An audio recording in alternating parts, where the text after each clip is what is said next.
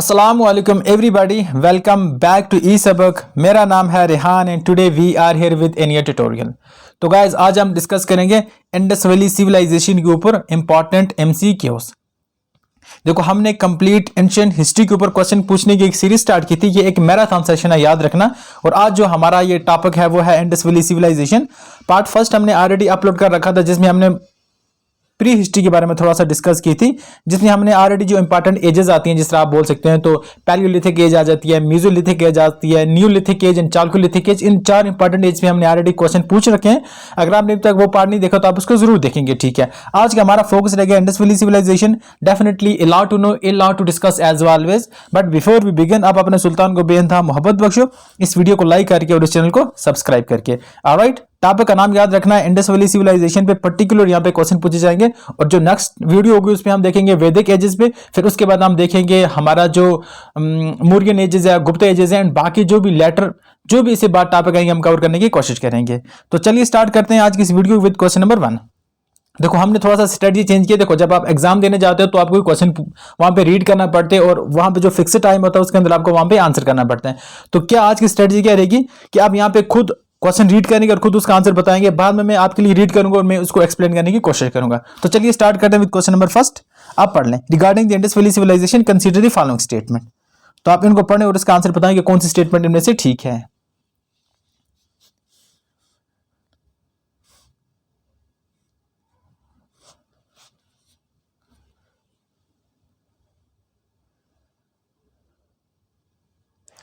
तो क्वेश्चन क्या पूछ रहा है? It was predominantly a secular civilisation and the religious element though present did not dominate the scene. तो बोल रहा है कि जो इंडस वैली सिविलाइजेशन की बात करें तो वो एक सेक्युलर नेशन थी, वो एक सेक्युलर सिविलाइजेशन थी। हाँ, अगर हम बोलें उसमें रिलीजियस कुछ एलिमेंट थे लेकिन वो डोमिनेट नहीं करते थे। हम ये बोलें कि चर्च की डोमिनेशन नहीं थी, जो प्रीस्ट जो थे उनकी ज्यादा डोमिनेशन नहीं थी। तो ऑफकोर्स ये पहली स्टेटमेंट ठीक है। आगे देखते हैं, during this period cotton was used for manufacturing textile in India. तो ये दूसरी स्टेटमेंट भी इसमें ठीक है। और आएगा इसका राइट आंसर आ जाएगा option C, both 1 and 2 statements are correct. Alright, आगे चलें नेक्स्ट क्वेश्चन के ऊपर। देखो आप क्वेश्चन पढ़ेंगे, आप खुद उसका आंसर करेंगे, बाद में मैं एक्सप्लेन करूंगा। Which of the following characteristics the people characterize the people of Indus Valley civilization? ये 2013 का क्वेश्चन है, यूपीएससी में पूछा जा चुका है।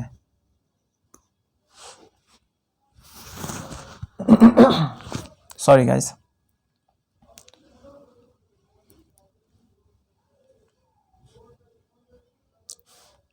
तो देख लेते हैं क्वेश्चन क्या पूछ रहा है। क्वेश्चन कहता है they possess great palaces and temples. ठीक है ना, यहां पे क्या गलत हो जाता है, इनके पास टेम्पल नहीं थे, हमें यहां पे टेम्पल नहीं मिलते, तो ये स्टेटमेंट गलत हो जाएगी, याद रखना। दूसरा क्या कहता है, they worshipped both male and female deities. ये मेल और फीमेल डाइटीज को वर्शिप करते थे, ठीक है ना। तो हम ये कह सकते हैं कि जो हमारे पास बी स्टेटमेंट है ये लगभग ठीक है। They employ horses down chariot and warfare. तो हर्स का ज्यादा कंसेप्ट यहाँ पे नहीं था, दो हमें उसके फॉसिल मिलते हैं बट हर्स के यहाँ पे कंसंट्रेशन ज्यादा नहीं थी, उसकी पॉपुलेशन ज्यादा नहीं थी। तो स्टेटमेंट तीसरी भी गलत हो जाएगी। तो इसका अगर हम देखें तो इसका करेक्ट स्टेटमेंट, यहाँ पे करेक्ट स्टेटमेंट पूछ रहा है, तो करेक्ट स्टेटमेंट क्या आ जाएगी? ऑप्शन बी ओनली 2 यहाँ पे करेक्ट स्टेटमेंट है। आपको इसका भी ख्याल रखना है कि ये करेक्ट स्टेटमेंट है या इनकरेक्ट स्टेटमेंट है। ऑलराइट, देख लेते हैं नेक्स्ट क्वेश्चन क्या है। आप इसको पढ़ो और इसका आंसर दो।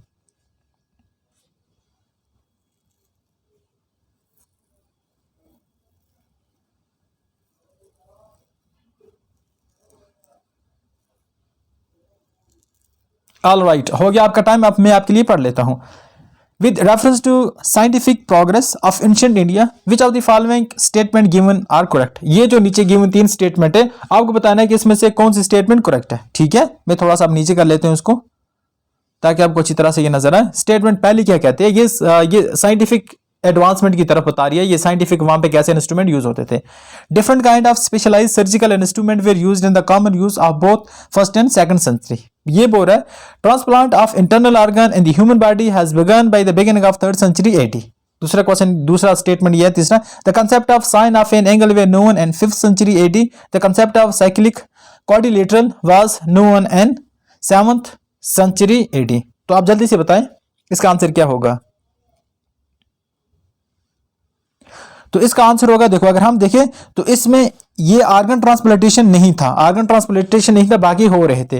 बाकी अगर हम देखें तो इनके पास different kind of specialised instrument थे, ठीक है। हम बोले तो आर्गन ट्रांसप्लांट नहीं हो रहे थे, ये इंपॉर्टेंट है, आर्गन ट्रांसप्लांट नहीं हो रहे थे यहाँ पे। और तीसरा अगर हम देखें the concept of cyclic quadrilateral, cyclic quadrilateral क्या होता है मैं आपको बता देता हूँ। एक हम साइकिल ड्रा करेंगे, एक साइकिल हम ड्रा करेंगे और उसके सरफेस पे अगर हम 4 पॉइंट लगा देते हैं और उनको आपस में ज्वाइन करेंगे तो ये हमें क्या बन जाएगा, साइक्लिक क्वाड्रिलेटरल बन जाएगा, ठीक है। तो उस जमाने में ये टेक्निक आ चुकी थी, तो हम बोल सकते हैं कि option C only 3 and 4 the concept, ये मैंने बोल दिया, तो ये मतलब आ चुके थे उस टाइम पे। ऑलराइट, आगे चलते हैं। क्वेश्चन नंबर 4 आप रीड करें और उसका आंसर जल्दी से बताएं।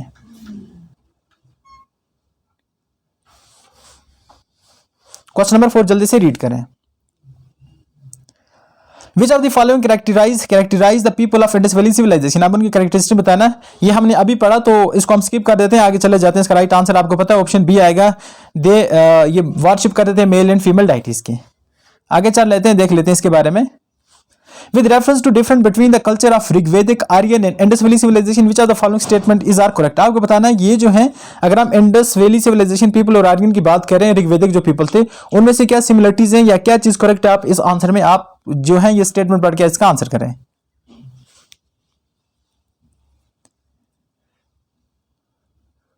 देखो the Rigvedic Aryan used the coat of mail and हैमलेट and warfare whereas the people of Indus Valley Civilization did not leave any evidence of using them, ठीक है। जो इंडस वैली सिविलाइजेशन थी वो थोड़ा पुराने थे, उनके पास ऐसी टेक्निक नहीं आई थी, बट हम बोल सकते हैं जो आर्यन थे उनके पास एडवांस उस जमाने के टूल थे और इस वजह से ये स्टेटमेंट ठीक हो जाती है।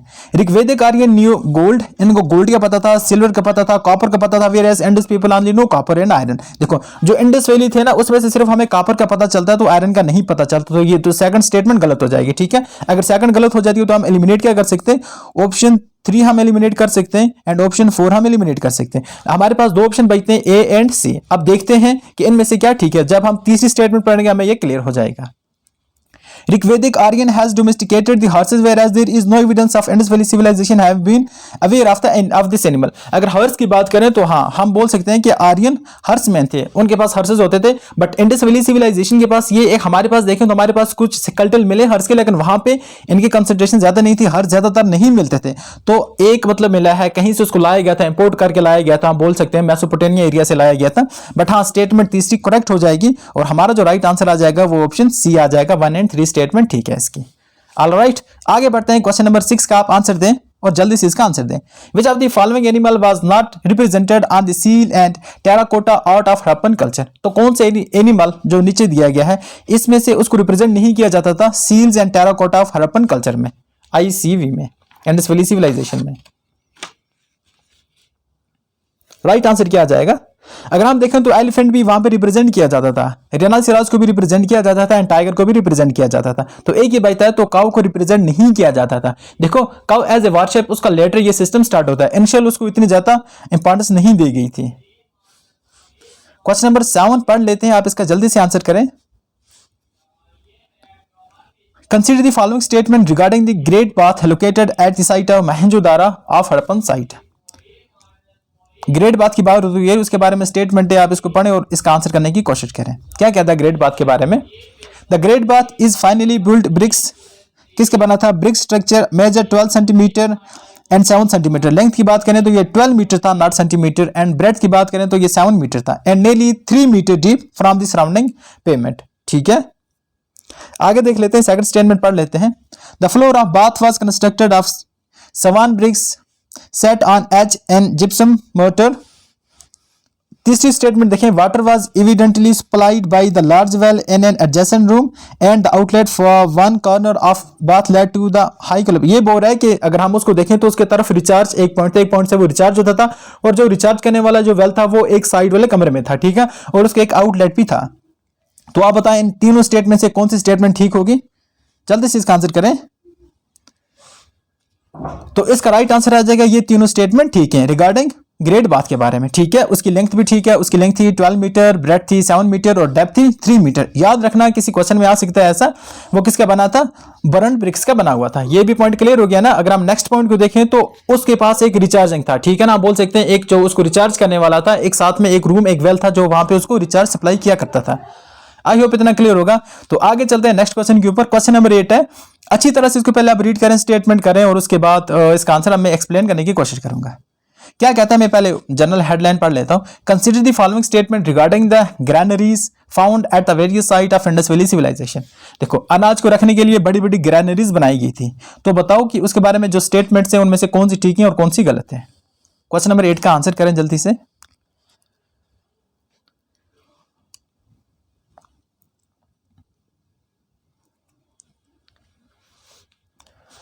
देखो क्या कहता है, granaries are immediately located at the west of the great bath. जो ग्रेट बाथ था, सपोज अगर यहां पे ग्रेट बाथ है, ओके, और इसके वेस्ट साइड में क्या लोकेटेड थी, ग्रेनरीज लोकेटेड थी। इतना हो गया। और ये मोहंजोदारो में थी। और अगर हम देखें तो group of 27 block of bricks crossed by narrow lines, ठीक है। और उसके बाद देखें, somewhat similar structure have also been found at the, यहां पे थोड़ा सा मैं इसको देख लेता हूं, ये इसके नीचे आ चुका है, हड़प्पा, कालीबंगन एंड लोथल। यही इस तरह का स्ट्रक्चर हमें कालीबंगन और लोथल में भी मिलता है। तीसरी स्टेटमेंट देख लेते हैं। These structure have been identified as granary which were used for storing water। तो देखो, ये जो यूज होती थी, ये पानी को स्टोर करने के लिए नहीं यूज होती थी, ठीक है ना। ये किसके लिए यूज होती थी, ये यूज होती थी अनाज को स्टोर करने के लिए, ठीक है। तो स्टेटमेंट तीसरी गलत हो जाएगी और पहली दो स्टेटमेंट हमें ठीक है, तो इसलिए हम इसी के साथ जाएंगे। इतना क्लियर होगा। आगे चलें नेक्स्ट क्वेश्चन के ऊपर। नेक्स्ट क्वेश्चन क्या कहता है, क्वेश्चन पढ़ लेते हैं पहले अच्छी तरह से। Which among the following is the most unique feature of Dholavira site of Indus Valley Civilization. जो धोलावीरा साइट है उसके बारे में जो गिवन ऑप्शन है उसमें से कौन सा यूनिक फीचर है जो धोलावीरा साइट में मिलता है हमें। आप जल्दी से इसके 4 स्टेटमेंट पढ़ें और उसका आंसर देने की कोशिश करें।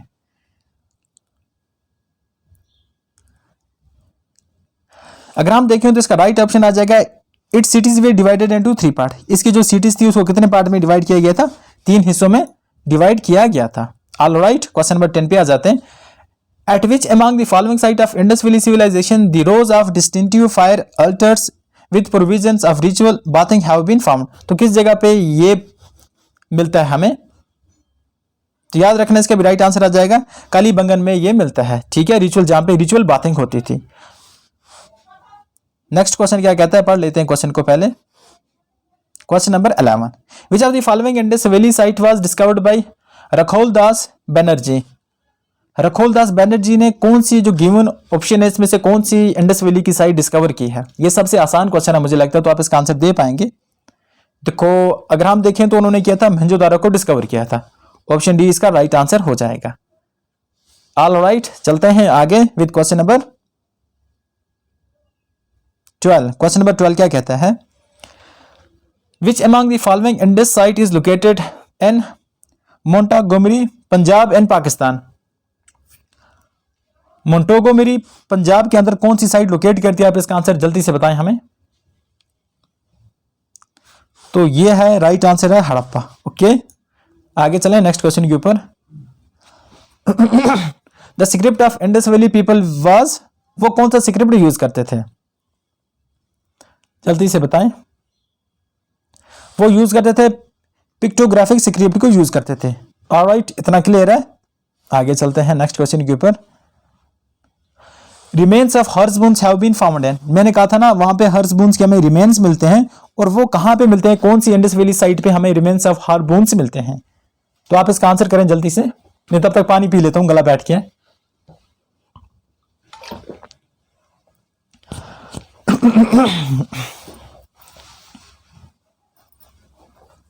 याद रखना, तो ये जो हर्स के रिमेन्स मिलते हैं हमें मिलते हैं सरकोटाडा, सरकोटोडा, ठीक है। यहां पे हमें क्या मिलते हैं, ये रिमेन्स मिलते हैं हर्स के, इसके फॉसिल हमें मिलते हैं।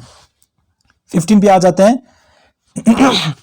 A seal depicting mother goddess with a plant growing from her womb has been found. एक हमें सील मिली है जिसपे क्या रिप्रेजेंट किया, मदर गॉडेस को रिप्रेजेंट किया, और जिसके वोम से एक प्लांट ग्रो कर रहा है। तो कौन सी साइट पे ऐसी सील हमें मिली है, तो ये सील हमें मिली है मोहनजोदारो में, ये सील मिली है, ठीक। ऑप्शन टी इसका राइट आंसर हो जाएगा। आगे बढ़ें। अगर आपको हमारी वीडियो अच्छी लग रही है तो आप इसको जरूर लाइक करें और हमारे चैनल को सब्सक्राइब करें। Indus Valley Civilization was discovered in, जब इंडस वैली सिविलाइजेशन की बात करना है, ये जो हड़प्पा सिविलाइजेशन है ये कब डिस्कवर किया फॉर द फर्स्ट टाइम, कब हुई थी डिस्कवर। तो ये की गई थी 1921 में डिस्कवर की गई थी। इतना क्लियर है? आगे चलते हैं। The people of Indus Valley Civilization were almost, ये जो पीपल थे ये कौन से कलर के थे, या बोले ये कौन सी रेस के थे? ठीक है ना, जल्दी से बताएं। नेग्रोइड थे, प्रोटो एस्ट्रोइड थे, मेडिटेरेनियन थे, नॉर्डिक थे। देखो इसके बारे में हमें अलग अलग थ्योरीज, अलग अलग फिलॉसफी मिलती हैं। ठीक है, तो यहाँ पे अगर हम देखें तो कुछ लोग कहते हैं ये मेडिटेरेनियन साइड से उठकर यहाँ पे इंडिया में आए थे, तो इस हिसाब से हम इसको मेडिटेरेनियन मान लेते हैं। बट कुछ लोग कहते हैं कि वो नेग्रोइड हैं, कुछ लोग कहते हैं बाकी एस्ट्रॉइड हैं, बट हम यहाँ पे जो परफेक्ट मानेंगे वो मेडिटेरेनियन को मानेंगे। वो सेंट्रल एशिया से आए थे, मतलब मेडिटेरेनियन साइड से आए थे उठकर, यूरोप वाले रीजन से। विच of the following is the largest site found?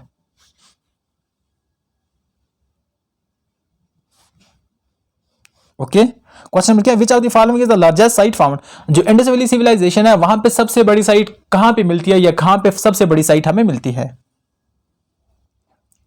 तो इसका राइट आंसर क्या आ जाएगा? Option A. ठीक है, आगे बढ़े नेक्स्ट क्वेश्चन के ऊपर।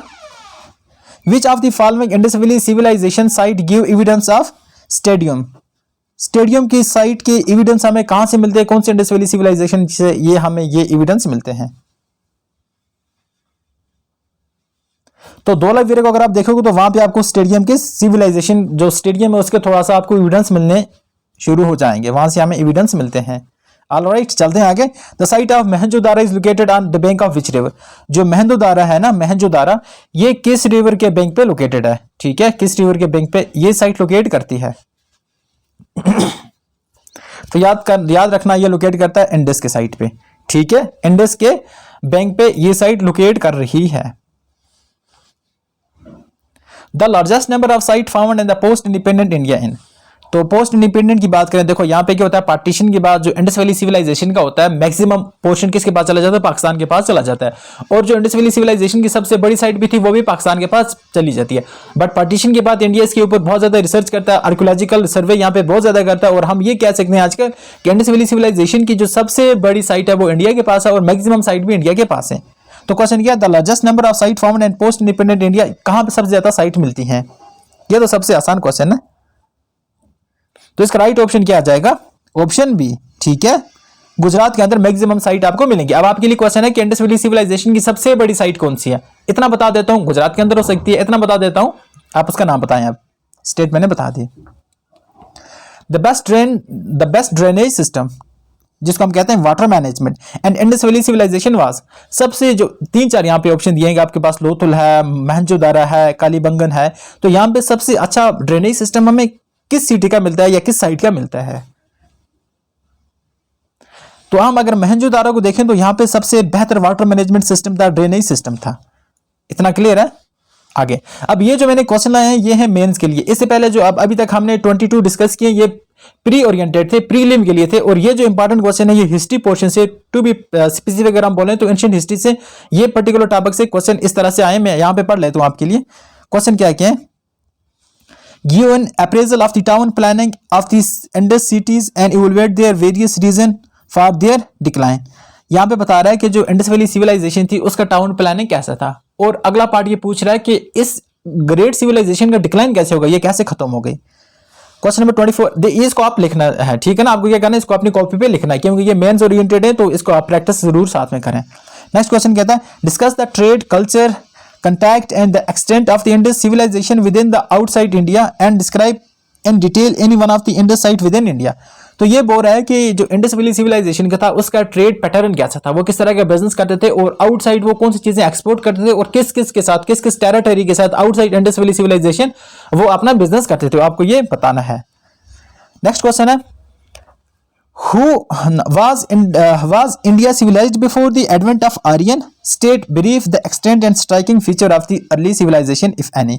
तो ये क्वेश्चन पूछ रहा है कि आर्यन इंडिया में अटैक करते हैं, आते हैं इंडिया के अंदर, तो आर्यन से पहले क्या इंडिया एक सिविलाइज्ड कंट्री थी क्या? जो यहाँ के लोग रहते थे उनके पास सिविलाइजेशन थी? सिविलाइजेशन के मतलब है उनके पास मतलब एडवांसमेंट थी उस जमाने के हिसाब से। तो आप इसका आंसर दें। ऑफ कोर्स हमने पढ़ा कि इंडस वैली सिविलाइजेशन में बहुत ज्यादा एडवांसमेंट थी as compare to that time. वहां पे आपको मिलेगा जो मतलब वो टाउन प्लानिंग आपको मिलेगी, वहां पे ग्रेट बाथ मिलेगा और बाकी ग्रैनरीज मिलेंगी, काफी अच्छा वहां पे आपको सेटअप मिलेगा, पैटर्न मिलेगा, सेटलमेंट का अच्छा पैटर्न था। तो हम बोल सकते हैं कि सिविलाइज थी। आपको रीजन देने हैं और साइट भी बतानी है, ठीक है। तो ये हैं कुछ important mains oriented question. I hope कि आप इनको स्टडी करेंगे। देखो आप इनके स्क्रीनशॉट ले सकते हैं और आप घर पे इसको प्रैक्टिस करो। इससे आपकी क्या होगी, जो प्रैक्टिस होगी, आंसर राइटिंग होगी, वो थोड़ा बेहतर हो जाएगी। तो ये था हमारा आज का इंडस वैली सिविलाइजेशन के ऊपर इंपॉर्टेंट वीडियो। देखो इसकी जो नेक्स्ट पार्ट होगा वो होगा वैदिक पीरियड के ऊपर। जो वैदिक है, जो कि उसके ऊपर जो भी इंपॉर्टेंट क्वेश्चन हो गया, हमने अबाउट 30 क्वेश्चन लाएंगे। एग्जाम ओरिएंटेड होंगे, यूपीएससी ले लो या कोई भी स्टेट एग्जाम ले लो, जो भी कॉम्पिटेटिव एग्जाम होंगे उसके लिए काफी हेल्पफुल होंगे। तो मिलते हैं किसी और वीडियो में, तब तक के लिए अल्लाह हाफिज, have a nice time ahead, thank you.